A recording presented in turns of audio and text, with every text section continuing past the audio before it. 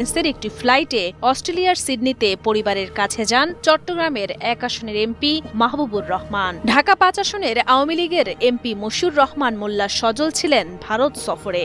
২৭ July Dubai গেছেন ভোলা ৪ আসনের MP Abdullah আল ইসলাম Jacob. সূত্র বলছে ১৭ জুলাই রাত ১১টা ২২ মিনিটে এমিরেটস এয়ারলাইন্সের একটি ফ্লাইটে সস্ত্রীক আমেরিকা থেকে দেশে ফেরেন পরিবেশ, বন ও জলবায়ু পরিবর্তন মন্ত্রী সাবের হোসেন চৌধুরী।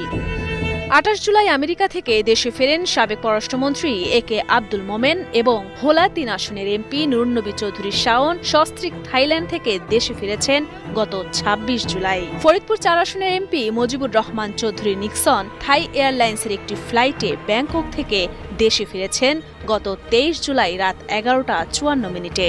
২৫ জুলাই সন্ধ্যা ৭টা ৫২ মিনিটে এমিরেটস এয়ারলাইন্সের একটি ফ্লাইটে লন্ডন থেকে দেশে ফেরেন ময়মনসিংহ ৩ আসনের এমপি নীলুফার